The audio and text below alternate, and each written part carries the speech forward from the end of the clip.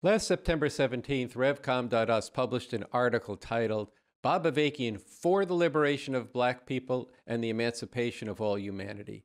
This is an extremely important article that you can find today at the top of our website, revcom.us. I want to start this segment by reading from Basics, the handbook for an actual revolution, Basics from the talks and writings of Bob Avakian, Basics 319. Bob Avakian says, there will never be a revolutionary movement in this country that doesn't fully unleash and give expression to the sometimes openly expressed, sometimes expressed in partial ways, sometimes expressed in wrong ways, but deeply, deeply felt desire to be rid of these long centuries of oppression of Black people. There's never going to be a revolution in this country, and there never should be, that doesn't make that one of the key foundations of what it's all about. Just repeat that. There's never going to be a revolution in this country, and there never should be. That doesn't make that one key foundation of what it's all about. Speaking of the liberation of Black people. For Bob Avakian, B.A., the liberation of Black people is not only a critical matter of strategy and theory, it is at the core of who he is. This article brings this to life, taking you through how Bob Avakian developed this deep feeling, and it chronicles how this fueled his path-breaking work on the struggle and liberation of Black people, a continuing body of work that he's done over decades. We plan to bring this to you today and in future episodes. And this article, Bob Avakian for the Liberation of Black People and the Emancipation of All Humanity, is a crucial supplement to that New Year's statement by Bob Avakian. Why is this? Plainly put, because of what I've just read from Basics. And for Black people to get free from the legacy and the continuing brutality and inequality of this system that has white supremacy woven into its very fabric, for Black people to play their crucial role in a revolution aimed at freeing all of humanity, they need to follow Bob Avakian. As we dig into this article today and subsequent episodes, we'll be making the case why Black people need to become active, ardent followers of BA, doing so with the full recognition of the importance of taking up the whole of the new communism. Look, given the legacy of white supremacy and the current pervasiveness of identity politics and of cancel culture, this will involve people going up against the prevailing culture, going against the grain. It will take intellectual and moral courage and a scientific approach to understanding the problem and the solution. But once again, the hour is late. And for the last few decades, Black people have faced the slow genocide of the new Jim Crow, mass incarceration, police murder, and like Latinos, disproportionate death from the COVID-19 virus. But there is a way out. And that is getting with BA and supporting and joining with the movement for an actual revolution for the emancipation of all humanity, overthrowing this dog-eat-dog world of capitalism, imperialism, uprooting all the modes of thinking and striving to get a bone from the capitalists or to become a big dog within this system. There really is a world to win, and there are people all over the planet who would rejoice if they saw a revolution taking place here. Millions of people around the world took heart from the beautiful rising this spring against the wanton racist police murder of George Floyd. And millions of people all around the world who a half-century later still take inspiration and heart from the struggles of Black people in the 1960s and wonder about those struggles. Because those struggles ran up against not only the repressive power of the imperialists and their state, but also up against the limits of the understanding of how a revolution could actually be won and what it really needs to be for. Once again, drawing from the song by Bob Dylan, All Along the Watchtower, we must not speak falsely here. While there was heroic and inspiring struggle in the 1960s, while millions righteously stood up and protested last spring, there were no answers put forth but minor reforms of a system that has white supremacy woven into it, as I said. There are those who have produced important work describing the history and the present reality of the oppression of Black people. But they have no fundamental answers to the roots of this oppression and to how to end it. The work that Bob Avakian has done on this is unparalleled, and it's liberating, and it could lead to finally ending it. BA, with tremendous heart and soul, with a tremendous interrogation of the complexity of revolution here and for the emancipation of humanity, has developed the road forward, and he's leading that struggle today. And that's a really big deal. So now I want to let the article and others speak and bring to you the first segment in what will be several segments on Bob Avakian for the liberation of Black people and the emancipation of all humanity. The article begins like this.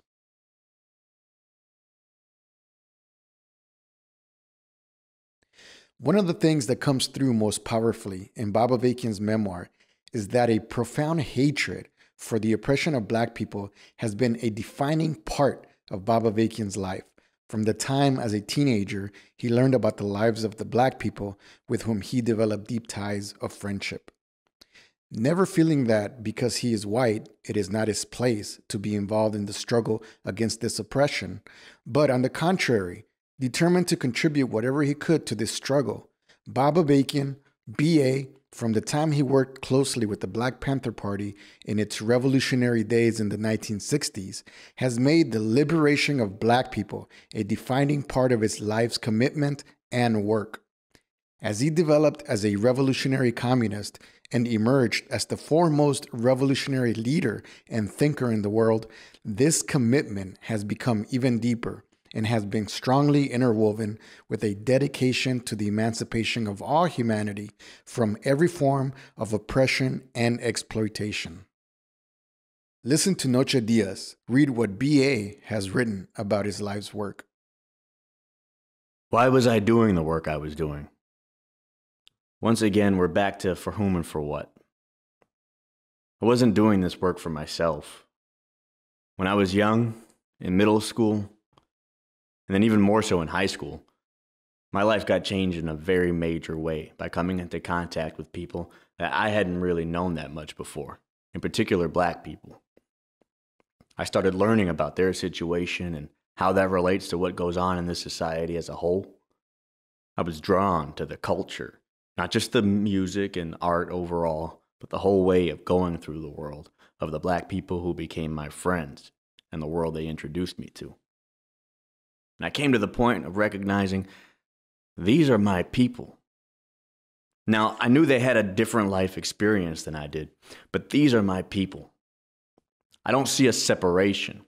It's not like they are some other people over there who are going through all this and somehow that's removed from me. These are my people. And then I began to recognize more deeply what people were being put through. The oppression they were constantly subjected to, the horrors of daily life, as well as the bigger ways in which the system came down on them. And as I went further through life and began to approach the question of what needs to be done about this, and was introduced to taking up a scientific approach to this, I realized that my people were more than this. I realized that my people were Chicanos and other Latinos, and other oppressed people in the U.S., They were people in Vietnam and China. They were women. They were the oppressed and exploited of the world. And through some struggle and having to cast off some wrong thinking, I've learned that they are LGBT people as well. These are my people, the oppressed and exploited people of the world. They are suffering terribly, and something has to be done about this. So it is necessary to dig in and systematically take up the science that can show the way to put an end to all this and bring something much better into being. You have to persevere and keep struggling to go forward in this way. And when you run into new problems or setbacks, you have to go more deeply into this rather than putting it aside and giving up. But this is why I've been doing the work I've been doing.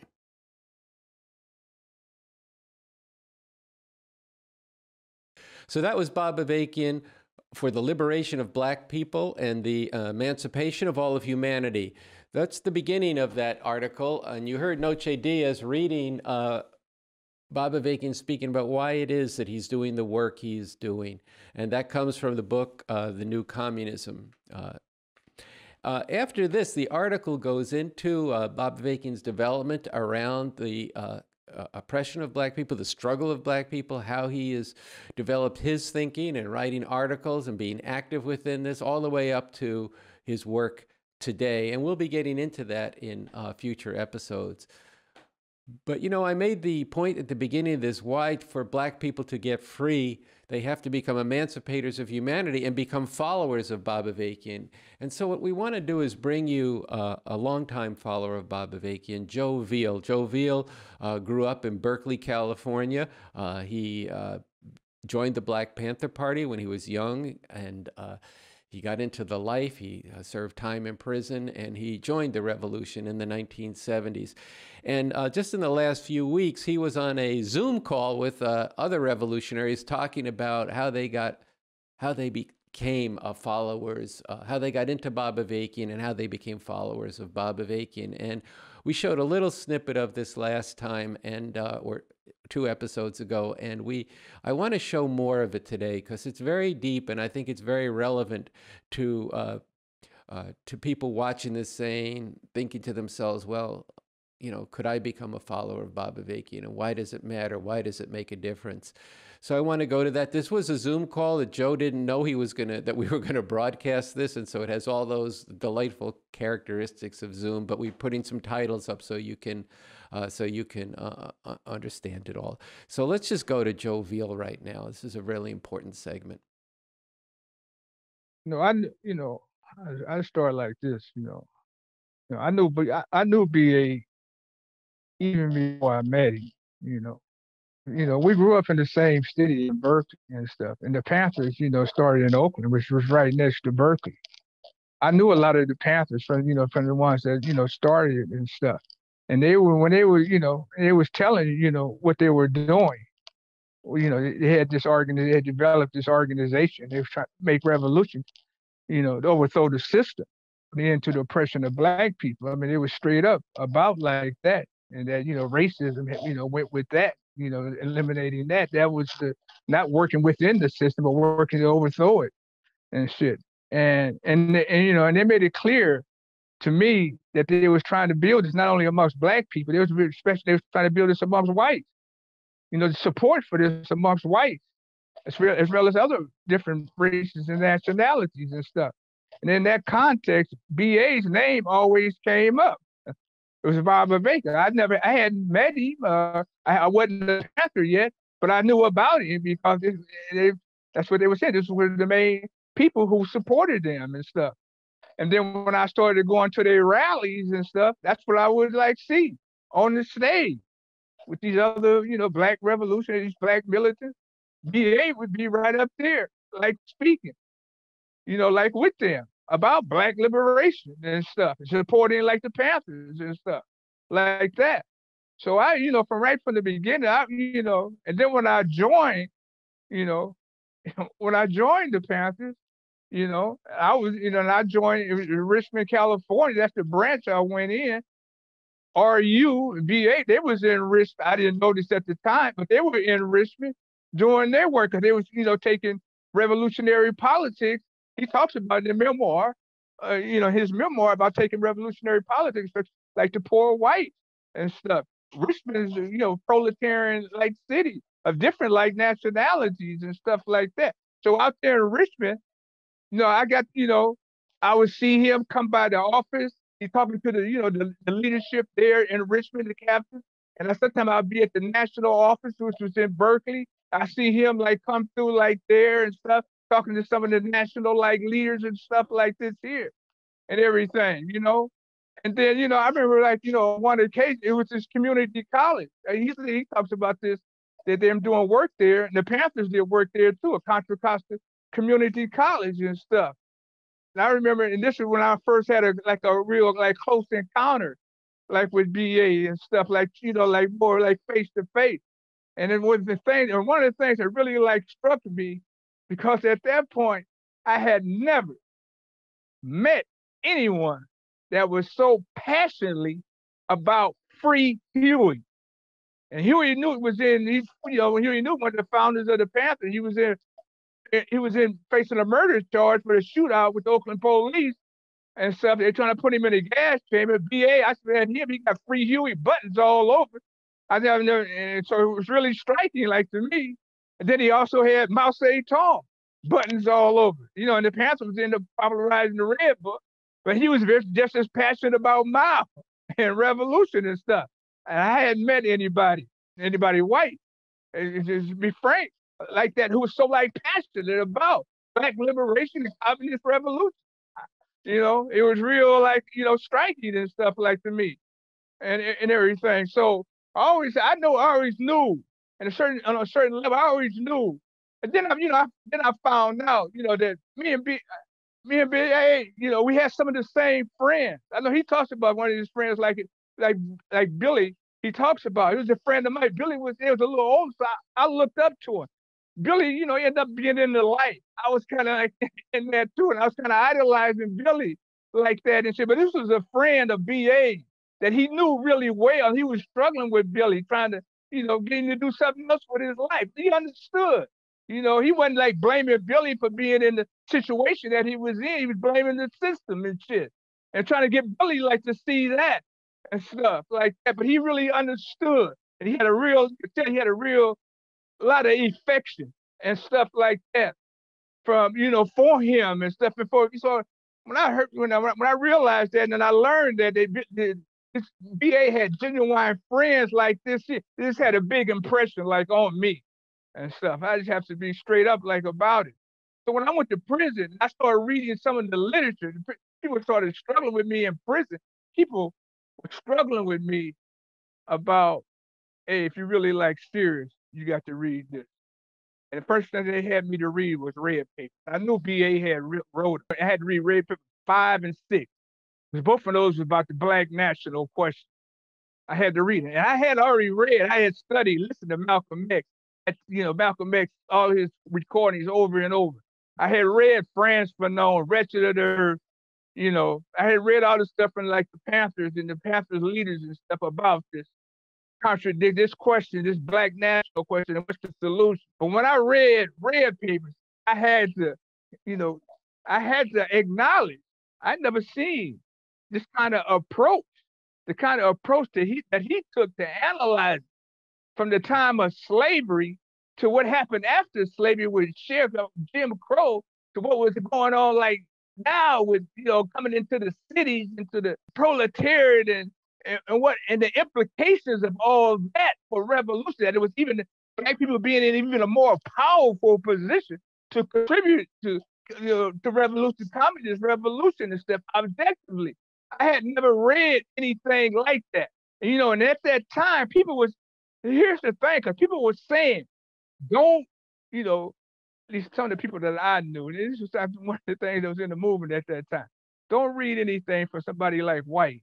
They're trying to tell you about, the struggle of Black people or any other oppressed people, because if you listen to them, that's social chauvinism, because they have no business in here trying to tell you, supposed to that's your responsibility. Nobody can tell you, but which was bullshit. And so they were saying, in terms of this being social chauvinist, because like I said, I knew BA, I knew where his heart was, and even the thing with the Panthers and stuff. And I listen to BA talk about, I read what he understands it better. That's what I said. He understands it better than I went through. I was in the Panthers. He understands. That's one of the things I was really, when I went to prison, that's why I was so angry and cocky, because of what had happened. But he had a rational and scientific understanding about, why they split and got off the road, departed from the road of revolution and stuff. Again, not blaming them, but they didn't make the leap to become scientific in their understanding of what are we faced with, and what kind of leadership do we need in order to can this thing be defeated? Can it be overthrown? What kind of leadership do we need? And what kind of methods and approach are we talking about? So that leadership needs to be based upon and stuff.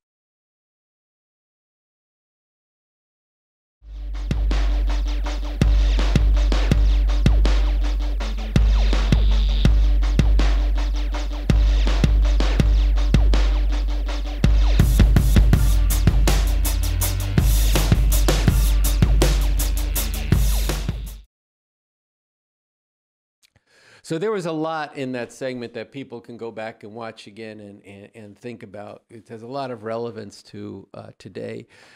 But I thought it was really important when he said towards the end of that segment, when I went to prison, that's why I was so angry, because of what had happened to the Panthers. But BA had a rational and a scientific understanding about why they split apart and departed from the road of revolution. Again, not blaming them, but appreciating the very brutal and murderous repression they face, but more so recognizing how they didn't make the leap to becoming scientific about revolution.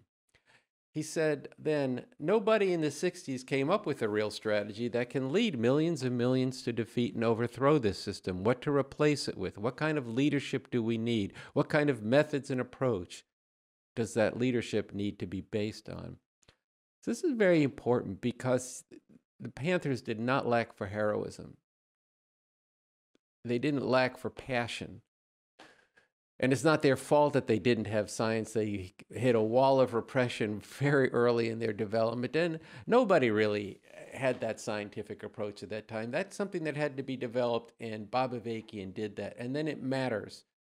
But what also matters is the story that's in this piece, Bob Avakian for the Liberation of Black People and the Emancipation of Humanity, because it captures that it's not just a theoretical development, but it's actually a person who developed this, a person with a deep understanding of the lives of the masses of people, what they go through, what their aspirations are, what their potential is. So I want to show you a segment from the film BA Speaks Revolution, Nothing Less, that we take our name from. And there's two things about this segment. You just heard Joe talk about Bob Avakian's friend, Billy. And that friendship, those relations, has stayed with Bob Avakian. And in this speech in 2012, he gave a part of the speech we've pulled out as a clip titled, "This System Has No Future for the Youth, but the Revolution Does." And I think you can see in this not only an understanding of what it will take, the scientific approach it takes to emancipate humanity and to liberate Black people, but you really get a sense of this is somebody who understands the potential of these youth, what they go through, what this system puts them through. So rather than me saying more, let me just show you this.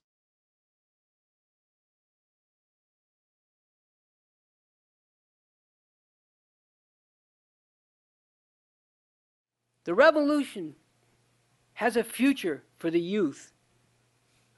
For the masses of youth in this country and throughout the world, this system has no future for them, but the revolution does. A revolution and a future in which these youth can and must have a decisive and increasingly conscious role. People tell us that these youth, especially these youth who are on the bottom being stepped on and beaten down every day, have been reduced to conditions where they could not any longer rise up to play this revolutionary role. But this is not true. People need to think about how hard many of these youth have tried to get out of the conditions they're in and get to some place where they could do something much better. This too gets not only forgotten but consciously covered up. Right now in the California prisons, the people who carried out self-sacrificing hunger strikes have made a call for peace among people of the different races in the prisons. We should understand how tremendously significant and difficult this is. How much is going up against it, both among the masses spontaneously, but also for the workings of the authorities and how much they'll try to undercut and sabotage this. This needs a lot of support. It needs to be popularized. People need to know about it. They need to support people who have been condemned and cast aside as less than human and the worst of the worst when they reach for something lofty like this. But from the perspective of understanding all that I've been talking about, and for those who do understand this, we need to work to make this part of building a movement for revolution. We need to approach everything in that way and from that framework, even while uniting with other people who have not yet been won to that position and are coming from different perspectives. Or let's go back again to the LA Rebellion. Sometimes it's forgotten, and we need to not forget how hard so many of the people caught up in a lot of bad shit tried to break out of that at that time. From the first night of the rebellion to some time in its aftermath. There was the graffiti on the wall in LA the first night of the rebellion. Blacks and Mexicans together tonight. Think about what that signified and how significant that was. And then in the aftermath of the rebellion, you had all these attempts at forging unity, overcoming these deep divisions among the people that had grown over years with bitter antagonism. There were unity picnics. There were attempts at unity conferences all around the country. The police would attack the unity picnics. I remember seeing a picture at that time of two young guys, one a Blood and one a Crip, shortly after the rebellion with their arms around each other. Do we understand the significance of that and how much that means? These are youth who from a very early age are taught that they count for nothing and deserve nothing but a boot up their ass and a bullet in their brain, or a long time in jail. And so you have nothing, and you're told to expect nothing. And so you try to get something by carving out a little space on a street in a neighborhood that doesn't belong to you. Doesn't really mean anything, but it's all that you can feel, that you can plant yourself in and find some meaning and purpose in. And then there are other people 2 blocks away, whether you're Mexicans and in your rival gangs, or you're black in your rival gangs, or Vietnamese, or whatever. People 2 blocks away just like you. But if they come in the little territory that you've staked out your hood, the rules are they're slipping, you got to shoot them. You shoot them. So then they have to come back and kill you and your family and your friends. And on it goes back and forth for years and years.